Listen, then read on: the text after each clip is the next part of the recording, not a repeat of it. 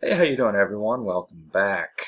Well, as of the time of recording, it was a little bit over 24 hours ago that Congresswoman Ilhan Omar of Minnesota was declared the winner in her primary election to be reelected in November to square off against whoever. I don't know. I don't know who the Republicans ran. But it's funny, on social media, you've got all kinds of people saying that we need to look into this. This was rigged. There's something not quite right about this.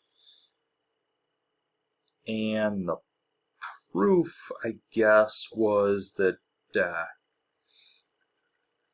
they had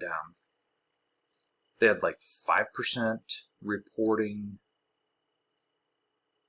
and then just a few minutes later they had a whole lot more reporting. Now, how exactly does this work? It's not nefarious. It's not nefarious at all. First of all, they're trying to frame it as, well, they only had 5% counted.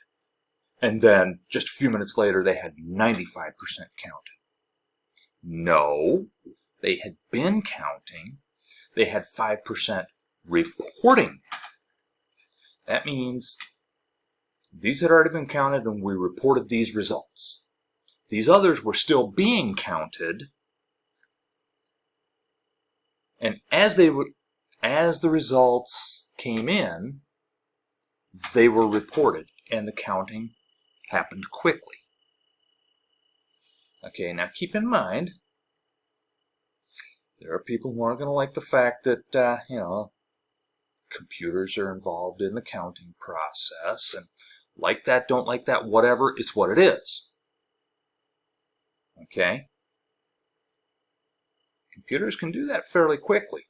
Now, we're also told that we need to have the election results that night, or it's not legitimate. But yet, if it happens too quickly, it's not legitimate. My real question is, though, why are Republicans crying about fraud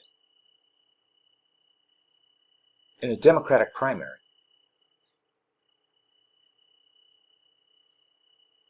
I mean, if anything, Don Samuels, the runner-up, should be the one complaining if there was anything nefarious. Wouldn't you think? Yet, Don Samuels hasn't said anything like that. I wonder why. Maybe because he knows that Congresswoman Omar won.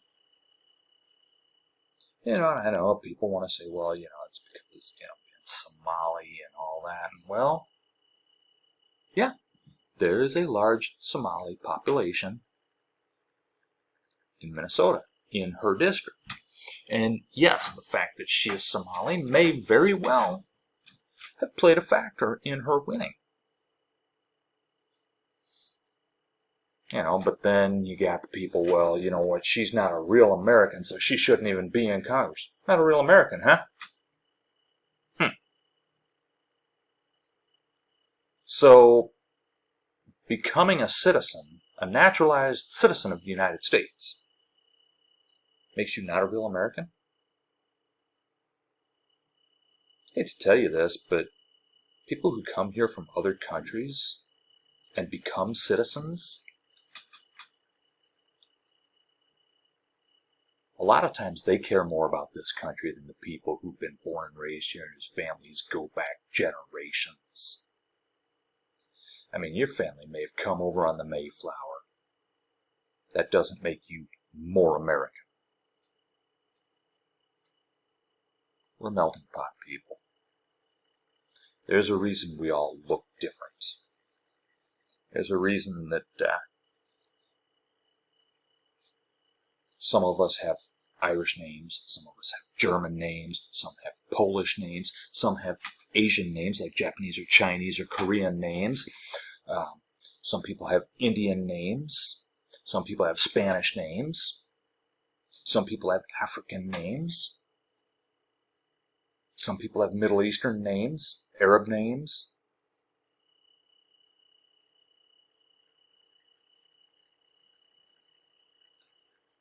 Swedish, Finnish, Russian, Romanian, Latin American. We have names from all over those places. We have, in fact, even the original natives. But I'm off on a tangent, which I'm prone to do. If you've seen my videos, you know this.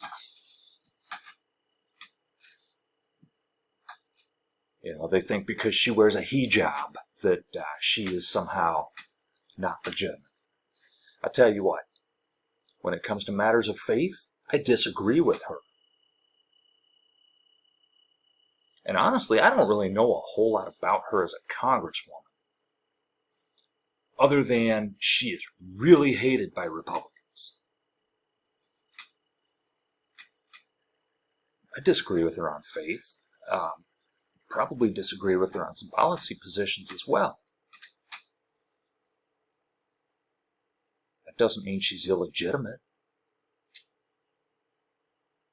She won her primary. She had the advantage of the incumbency, which shouldn't exist, but it does.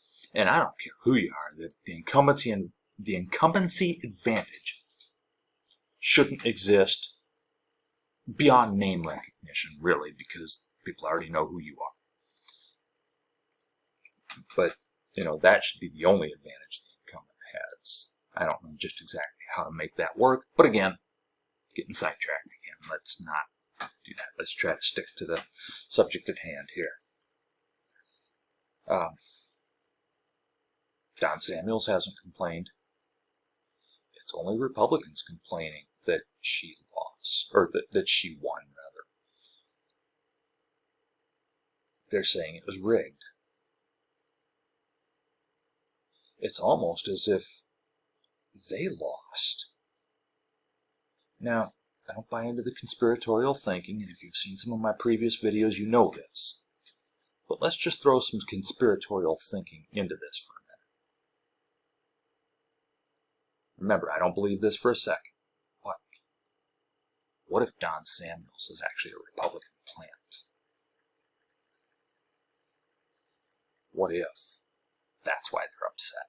Because they know a Democrat's going to win that seat because it's a blue district. So they have Don Samuels out there, who's actually a Republican, running as a Democrat. Again, I don't believe that.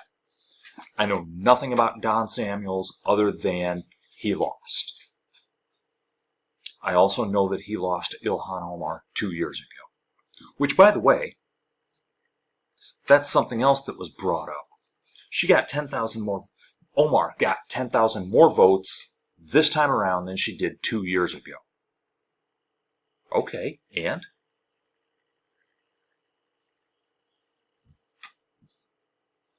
What's your point? There's any number of reasons why that might happen. Maybe those who opposed her before have had a change of heart. They decided, you know what, maybe she's not so bad after all. Let's go ahead and vote for her this time. Maybe, between people coming of age and people dying and people moving into the district,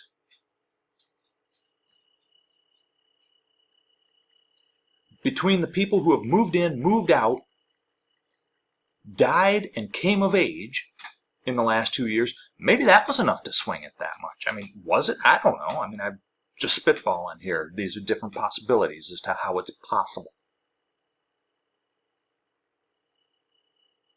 Why are you so worried about a Democrat primary?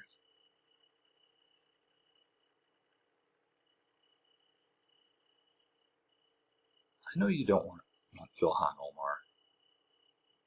in the House anymore. You've said that before. I mean,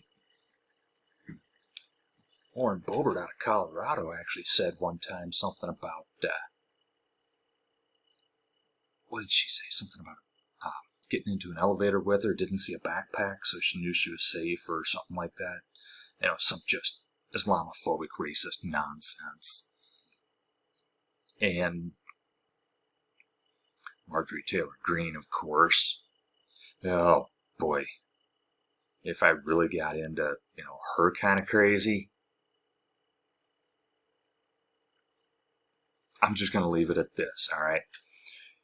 She has actually said things to the effect of, well, she's not legitimate because she didn't swear in on a Bible, she swore in on a Quran.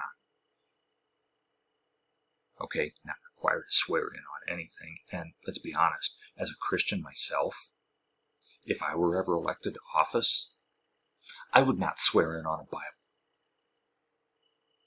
You know why? The Bible itself says not to. Jesus said not to. Don't ask me chapter and verse. I can find it later. But I don't have that. But yeah, don't swear by, the heaven or the earth, or I don't remember just exactly how it reads, but something to that effect. Let your yes be yes and your no be no.